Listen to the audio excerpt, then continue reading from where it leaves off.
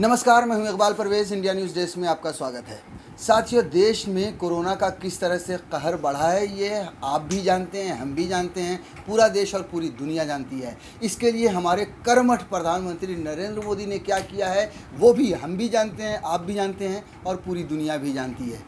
प्रधानमंत्री नरेंद्र मोदी ने 1 साल का जो समय मिला उसमें चुनाव जीतने का काम किया, चुनाव लड़ने की तैयारी की। प्रधानमंत्री पीएम केयर फंड में जो अरबों करोड़ों रुपए आए वो भी कहाँ गए पता नहीं चला। लिहाजा अब हालत ये है कि ना हॉस्पिटल में बेड है, ना ऑक्सीजन है, ना दवाइयाँ हैं, ना वैक्सीन है, हर चीज़ की कमी पड़ी हुई है। ऐसे में जब प्रधानमंत्री नरेंद्र मोदी पर सवालिया निशान लगने लगे, थू थू होने लगी, तब फिर से वो लग गए किस काम में? लग गए अपनी इमेज बनाने में। और उनकी जो पूरी टीम है, चाहे वो गोदी मीडिया की टीम हो, चाहे वो डिजिटल सेना हो, ये सब उनकी इमेज बनाने में लग गई। इमेज मैनेजमेंट का खेल शुरू हो गया। और ये पहली बार नहीं हुआ है, इससे पहले भी जब भी उन पर सवाल उठते हैं वो इसी तरह से अपनी इमेज बचाने के लिए अपनी इमेज बनाने में लग जाते हैं और फिर उसका खेल अलग से शुरू हो जाता है। और ये बात सिर्फ हम अकेले या आम जनता देश की नहीं कह रही है, बल्कि पढ़े लिखे बुद्धिजीवी भी कह रहे हैं। प्रकला प्रभाकर ने भी एक लेख लिखा है, उसमें यही बात कही है कि, और उन्होंने क्या कहा है कि कोरोना ने सरकार की निष्ठुरता को दिखाया। वंचितों की मदद करने की जगह सरकार हेडलाइंस मैनेजमेंट व अपनी पीठ थपथपाने में लगी। जी हाँ, इन्होंने क्या कहा और ये कौन है? सबसे पहले आपको बता दें कि प्रकला प्रभाकर ये हैं निर्मला सीतारमन के हस्बैंड हैं, पति हैं। निर्मला सीतारमन कौन? जो मोदी सरकार में वित्त मंत्री हैं। निर्मला सीतारमन के पति हैं जो ये कह रहे हैं कि इतना बुरा दौर जब आया है उसमें भी मोदी सरकार अपनी पीठ थपथपाने में लगी है। वैसे मोदी सरकार की सच्चाई, उन्होंने देश का बेड़ा किस तरह से गर्क किया है वो हम भी जानते हैं, आप भी जानते हैं, पूरा देश भी जानता है। मगर अगर कोई भारतीय जनता पार्टी की नेता, भारतीय जनता पार्टी की मंत्री का हस्बैंड अगर कहे तो वो और पुख्ता उस सबूत को और मजबूती मिलती है। साथियों, निर्मला सीतारमन के पति प्रकला प्रभाकर ने यह पहली बार मोदी सरकार पर निशाना नहीं साधा है। इससे पहले भी जब देश की अर्थव्यवस्था चरमरा रही थी तब भी 2019 में भी उन्होंने यही बात कही थी। मोदी सरकार को घेरा था और अर्थव्यवस्था पर बड़े सवाल उठाए थे, तब भी देश में हंगामा हुआ था और ये कहा गया था कि जो वित्त मंत्री हैं, मोदी सरकार में वित्त मंत्री हैं, उनके हस्बैंड ने ये सवाल उठाया, जो सोचने वाली बात है, देखने वाली बात है। और आपने फिर देखा कि देश की अर्थव्यवस्था का क्या हाल हुआ। हम आगे उसके बारे में भी बताएंगे, लेकिन उससे पहले हम आपको ये बता दें कि इस लेख में निर्मला सीतारमन के पति प्रकला प्रभाकर ने क्या कहा है। हेडलाइन छपी है जो दैनिक भास्कर की कि कोरोना ने सरकार की निष्ठुरता को दिखाया, वंचितों की मदद करने की जगह सरकार हेडलाइंस मैनेजमेंट व अपनी पीठ थपथपाने में लगी रही। हमेशा यही होता है कि सरकार अपनी पीठ थपथपाने में लगी रहती है। सरकार करोड़ों अरबों रुपए अपने विज्ञापनों पे खर्च कर देती है, वो और उन विज्ञापनों पर जो कई बार झूठे साबित होते हैं। सरकार ने पीएम केयर फंड के जो पैसे आए उनका भी क्या हुआ, कभी कोई हिसाब दिया नहीं। हम देश में कोरोना संक्रमण को दुनिया में सबसे तेज़ी से बढ़ते हुए देख रहे हैं। मौतें आसमान छू रही हैं। देश में 1 करोड़ से अधिक लोग संक्रमित हो चुके हैं। ये हेल्थ इमरजेंसी है। ये संकट क्या उजागर करता है? आज हम केंद्र की तैयारी, पॉलिटिकल सिस्टम की जवाबदेही और मानवीय संवेदनाओं को परखेंगे। अपनों की मौत कष्टदायी होती है और दूसरों की मौतें संख्या यानी आंकड़ा हो सकती हैं। मैं जानता हूं कि वर्ष 1981 तक मेरे लिए ऐसी मौतों का कोई महत्व नहीं था। मेरे लिए यह सिर्फ सूचनाएं भर होती थीं। अपने जीवन के शुरुआती दिनों में इसी साल मैंने अपने पिता को खोया तो जाना कि मौत कितनी दुखदाई होती है। बीते 1 साल में कोरोना ने मेरे कई दोस्तों को छीन लिया है। मैं जानता हूं कि उनके परिवार, पत्नी, पति, बच्चे, मित्र और सहयोगियों पर क्या गुजर रही होगी। जी हाँ, अगर आप इनकी बात देखें प्रकला प्रभाकर की तो ये कहना चाहते हैं कि जिन लोगों ने अपनों को खोया है असल में वही इस दर्द को महसूस कर सकते हैं। जी हाँ, आप हर रोज़ देखिए चीखें सुनाई पड़ रही है। आप अपने घरों के आसपास देखें, पड़ोस में देखें। हो सकता है कि आप में से बहुत सारे लोग हैं जिन्होंने अपनों को खोया होगा, जिन्होंने अपने परिवार के किसी सदस्य को खोया हो, जिन्होंने अपने दोस्तों को खोया हो। मैंने भी खोया है। बहुत सारे हमारे पत्रकार मित्र ने दुनिया छोड़ दिया कोरोना की वजह से और उसके बाद उसी एहसास को इन्होंने लिखा है, कलमबंद किया है। और आप देखिए कि जो एहसास होगा अपनों के बिछड़ने का, अपनों के जाने का, वो एहसास पर प्रधानमंत्री नरेंद्र मोदी को नहीं हो सकता, क्योंकि उस आदमी के पास अपना है ही कोई नहीं है। उस आदमी के पास न कोई दोस्त है, न कोई उस आदमी के पास परिवार है, न कोई बच्चे हैं, वो दूसरों के दर्द को, तकलीफ़ को क्या समझेगा। उसके लिए सिर्फ़ और सिर्फ कुर्सी है। कुर्सी को पाने के लिए ही वो दोस्त बनाता है, वो अपने इर्द गिर्द लोगों की टीम इकट्ठा करता है, और जैसे ही उसका मसला सॉल्व हो जाए और उसे ये पता चल जाए कि अब ये आदमी मेरे काम का नहीं है, उसे लात मार कर भगा देगा। इसकी गारंटी है। और कई बार हमने देखा है, जैसे आप देखिए कि एल के आडवाणी को वो गुरु मानते थे। जब उस मुकाम पे पहुँचे, सबसे पहले एल के आडवाणी का पत्ता साफ़ कर दिया। किस तरह से भारतीय जनता पार्टी के सीनियर नेताओं को उजाड़ दिया।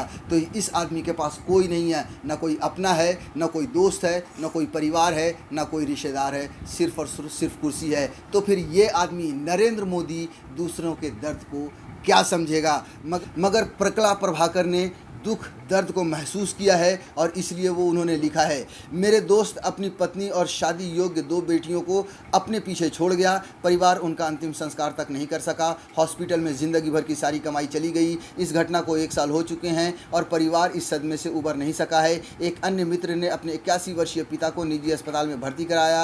यहाँ 1 दिन का चार्ज 1 लाख रुपये था। उसे अगले 2 दिन के इलाज का पैसा नकद देना पड़ता था। यदि पेमेंट में देरी होती थी तो अस्पताल इलाज करने से रोकने की धमकी देता था। अस्पताल ने यह तक नहीं बताया कि उन्हें क्या इलाज दिया जा रहा है। 15 दिन हॉस्पिटल में रहने के बाद पिता चल बसे और परिवार ने 20 लाख रुपए का बिल भरा। इस संकट की वजह से लोग आय खो रहे हैं, जमा पूंजी और आजीविका गंवा रहे हैं। इनमें से ज़्यादातर लोग वित्तीय नुकसान से उबर नहीं पा रहे हैं। अब हम जो कुछ देख रहे हैं वो हेल्थ इमरजेंसी है। बीते सोमवार को एक दिन में देश में 2.59 लाख केस आए, 1761 मौतें हुई, जो देश में एक दिन का सर्वाधिक स्तर था। जब से महामारी शुरू हुई है तब से 1.80 लाख से ज़्यादा लोग जान गंवा चुके हैं। हम जानते हैं कि संक्रमण और मौत के आंकड़े वास्तविकता से काफ़ी कम हैं। जी हाँ, ये भी कह रहे हैं, और हमने कई बार खबरों में ये सुनी है और देखी है कि मोदी सरकार ने किस तरह से आंकड़ों को छुपाया है। ख़ासतौर से उन राज्यों में जहाँ पर भारतीय जनता पार्टी की सरकार है, उन्होंने टेस्टिंग में आंकड़ों को छुपाया है, उन्होंने संक्रमण के मामले में आंकड़ों को छुपाया है। और अभी जिस तरह से मौतें हो रही हैं, जिस तरह से शमशान घाट के बाहर लोगों की लाइन लगी है, वो भी दर्शा रहा है कि किस तरह से मौत के भी आंकड़ों को छुपाया जा रहा है। और इन्होंने भी यही बात लिखी है। कोविड अस्पतालों के बाहर एम्बुलेंस और संक्रमित लोगों की कतारें, शमशान घाटों में एक साथ धधकती दर्जनों चिताएं, एक बेड पर कई मरीजों की तस्वीरों से सोशल मीडिया पर बाढ़ आई हुई है। लेकिन हमारे सियासी और धार्मिक नेताओं पर जूं तक नहीं रेंग रही है। सियासी पार्टियों के लिए चुनाव ज़रूरी है और धार्मिक नेताओं के लिए उनकी धार्मिक पहचान, पब्लिक हेल्थ, लोगों का जीवन इनके लिए बिल्कुल मायने नहीं रखता। हमारे टेलीविज़न दिखाते हैं कि कैसे प्रधानमंत्री, केंद्रीय मंत्री, मुख्यमंत्री और विपक्षी नेताओं की चुनावी रैलियों के लिए हज़ारों की भीड़ जुटाई गई। जी हाँ, आपने देखा ही होगा कि अभी बंगाल में जीतने के लिए नरेंद्र मोदी ने क्या किया। हज़ारों की संख्या में भीड़ जुटाई गई, बहुत ज़्यादा हंगामा हुआ, बहुत ज़्यादा लोगों ने इस पर सवाल उठाया कि देश में कोरोना फैल रहा है और पीएम मोदी क्या कर रहे हैं, रैलियाँ जुटा रहे हैं। कुंभ मेला के शाही स्नान के लिए लाखों लोग जुटे। स्थिति बिगड़ने के बाद धार्मिक नेता कहते हैं कि कुंभ मेले को सांकेतिक रखा जाएगा और राहुल गांधी अपनी रैलियां रद्द कर देते हैं। बंगाल में प्रमुख प्रतिद्वंदी भाजपा और टीएमसी कोविड प्रोटोकॉल की धज्जियां उड़ाते हुए रैलियां कर रही हैं।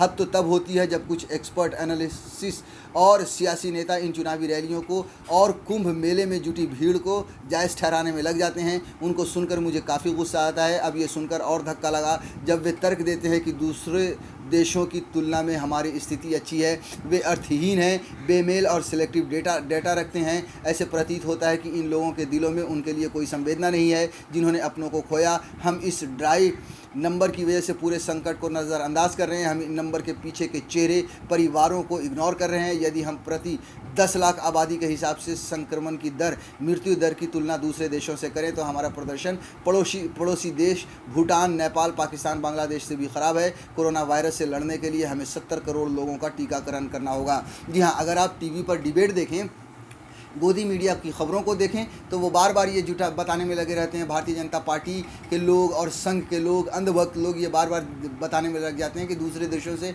हमारी स्थिति अच्छी है, जबकि इन्होंने जो आंकड़ा दिया है जो ये बता रहा है कि बांग्लादेश, पाकिस्तान, भूटान, नेपाल जैसे गरीब मुल्कों से भी हमारे देश की स्थिति ख़राब है, दयनीय है। सरकार ने इस बात को नज़रअंदाज किया कि लॉकडाउन समस्या का हल नहीं है, बल्कि यह व्यवस्था वैक्सीन बनने तक संक्रमण को रोकने का तरीका है। जब इस समय का इस्तेमाल अस्पतालों का बुनियादी ढांचा सुधारने और क्षमता बढ़ाने पर किया जाना चाहिए था, तब दिया जलाने और ताली बजाने में देश की ऊर्जा को व्यर्थ किया गया। जी हाँ, आप सोचिए, इन्होंने ये सवाल, आपको याद होगा कि 2020 में जब कोरोना आया था तो हमारे कर्मठ प्रधानमंत्री नरेंद्र मोदी ने क्या कहा था, थाली बजाओ, दिए जलाओ, भाभी के पापड़ खाओ। भारतीय जनता पार्टी के नेताओं ने तो और भी ये किया था, कहीं यज्ञ कर रहे हैं, कोई नेता कीचड़ में लपेट के अपने आप पे बैठा हुआ था, कोई कह रहा था गोबर खाओ, गोमूत्र पियो, आपको कोरोना नहीं होगा। मगर क्या ऐसा हुआ? कहीं रोकथाम नहीं हो पाई और ये पूरा साल बर्बाद कर दिया मोदी सरकार ने, सिर्फ इन दकियानूसी बातों में, सिर्फ अपनी इमेज को बनाने में और सिर्फ चुनाव लड़ने में। नतीजा आप देख रहे हैं कि देश का क्या हाल है। इकोनॉमिक पैकेज के जरिए वंचित वर्ग को मदद पहुंचाने की जगह सरकार हेडलाइन मैनेजमेंट में लगी रही। देश भर में प्रवासी मजदूरों के मार्च ने सरकार की निष्ठुरता को उजागर किया। हमने बीते साल अप्रैल से लेकर अब तक सिर्फ 19,461 वेंटिलेटर, 8,648 आईसीयू बेड और 94,880 ऑक्सीजन सपोर्टेड बेड जोड़े। केंद्रीय स्वास्थ्य मंत्री ने सदन में दिए एक जवाब में बताया कि 9 राज्यों के अस्पतालों की क्षमता घट गई, इसलिए हॉस्पिटल के बाहर लगी एम्बुलेंस की कतारें देखकर हैरान नहीं होती हैं। इसका कोई सबूत नहीं है कि इस समय से निपटने के लिए सरकार ने गैर सरकारी विशेषज्ञों, जिनके पास असीम अनुभव का भंडार है, से मदद लेने का प्रयास किया होगा। ऐसा लगता है कि प्रधानमंत्री की लोकप्रियता, पॉलिटिकल पूंजी और वाक चतुरता ने उन्हें उनकी सरकार के गैर जिम्मेदाराना रवैये, अयोग्यता और निष्ठुरता से बचा रखा है। वे जवाबदेही से निकल पा रहे हैं। सरकार और सरकार को चलाने वाली पार्टी अब प्रचार के सहारे यानी आउटरीच मैनेजमेंट करने में निपुण हो चुकी है। वे जानते हैं कि देश शुरुआती दुख से गहरी चीख पुकार कर लेने के बाद शांत हो जाएगा। जी हाँ, प्रधानमंत्री नरेंद्र मोदी और भारतीय जनता पार्टी जानते हैं कि किस तरह से मैनेज किया जाता है। वो जानते हैं कि किस तरह से लोगों को बहकाया जाता है, बहलाया फुसलाया जाता है, किस तरह से उन्हें गोली दी जाती है। क्योंकि अगर आप देखें तो जब भी नरेंद्र मोदी निशाने पर आए हैं, जब देश का बेड़ा गर्क हुआ है, जब बुरी हालत हुई है, उनकी गोदी मीडिया ने, उनकी डिजिटल टीम ने एक नया नुस्खा बनाया है, एक नया शगुफा छोड़ा है और मोदी सरकार उनके से सवाल को जो है सो भटका दिया जाता है, मुद्दे को दिया जाता है। और मोदी इस बार भी ये जानते हैं कि लोग जितना भी चीखें, जितने भी चिल्लाएं, उनकी जो टीम है एक बार फिर से पाकिस्तान को बीच में ले आएगी, हिंदू मुसलमान को बीच में ले आएगी, चाइना को बीच में ले आएगी और कोरोना से जितने लोग परेशान हुए वो सब लोग भूल जाएंगे और मोदी सरकार से फिर कोई सवाल नहीं पूछेगा। नोटबंदी के समय भी सरकार ने यही तरीका आजमाया था। फिर जनता की इसी सुशिष्टावस्था की वजह से सरकार और पार्टी अप्रवासी मजदूरों के लंबे पलायन का दुख भी झेल सकी। वे अभी भी अपनी पीठ थपथपाने में लगे हैं। उन्हें लगता है कि वे मौजूदा समस्या को भी इसी तरह पार कर ले जाएंगे, लेकिन लोकप्रियता और पॉलिटिकल पूंजी बिना चेतावनी दिए ख़त्म हो जाती है। वाक चतुरता जल्द ही नाटकीयता में तब्दील हो जाती है और राष्ट्र की खामोशी बहुत समय तक नहीं चलेगी। चलती तो मानवता, पारदर्शिता और जवाबदेही ही है। इन्हीं के बदौलत ही नेता इतिहास में अपने लिए जगह और आदर बना पाते हैं। प्रधानमंत्री को कम से कम अब तो अपने सही आचरण का चुनाव करना चाहिए। जी हाँ, ये कह रहे हैं कि प्रधानमंत्री नरेंद्र मोदी को अब कम से कम सही आचरण का चुनाव करना चाहिए। देश का बुरा हाल हो चुका है, कम से कम अब उनको देश के लिए खड़ा होना चाहिए, जनता के लिए खड़ा होना चाहिए, अपनी कुर्सी की तरफ नहीं देखना चाहिए। ऐसे प्रतीत हो रहा है कि सरकार किसी भी परेशान करने वाले सवाल का जवाब देने से बच रही है। कोरोना को रोकने के लिए पूर्व प्रधानमंत्री मनमोहन सिंह ने जिम्मेदारी भरा और रचनात्मक सुझाव दिया, जिस पर केंद्रीय मंत्री ने बेहद असभ्य प्रतिक्रिया दी। पूरे मुद्दे को सियासी जामा पहनाने की कोशिश की गई। आप सोचिए कि इस सरकार को अगर कोई दूसरे लोग मशवरा देते हैं, उस पर भी ये लोग बिफर जाते हैं, गुस्सा हो जाते हैं और अटपटे बयानात शुरू कर देते हैं। साथियों, ये पहली बार नहीं हुआ है कि निर्मला सीतारमण के पति ने सवाल उठाया है, प्रधानमंत्री नरेंद्र मोदी की खिंचाई की है या उन पर सवालिया निशान लगाए हैं उनके काम पर। इससे पहले भी 2019 में जब देश की अर्थव्यवस्था चरमरा रही थी, तब भी उन्होंने निशाना साधा था और कहा था ये बात कि आज तक पर छपी है, बहुत जगह पर छपी थी कि वित्त मंत्री निर्मला सीतारमण के पति ने भी माना अर्थव्यवस्था की हालत ख़राब। वित्त मंत्री निर्मला सीतारमण के पति और आंध्र प्रदेश सरकार के पूर्व संचार सलाहकार पराकल प्रभाकर ने एक अंग्रेजी अखबार में लेख लिखकर कहा है कि भारतीय अर्थव्यवस्था की हालत ख़राब है और इसे सुधारने के लिए सरकार को ज़रूरी कदम उठाने चाहिए। उन्होंने कहा कि सरकार इस संकट से निपटने के लिए कोई रोड मैप पेश नहीं कर पाई है। सोचिए कि ये वित्त मंत्री के पति ने ही ये सवाल खड़ा किया था।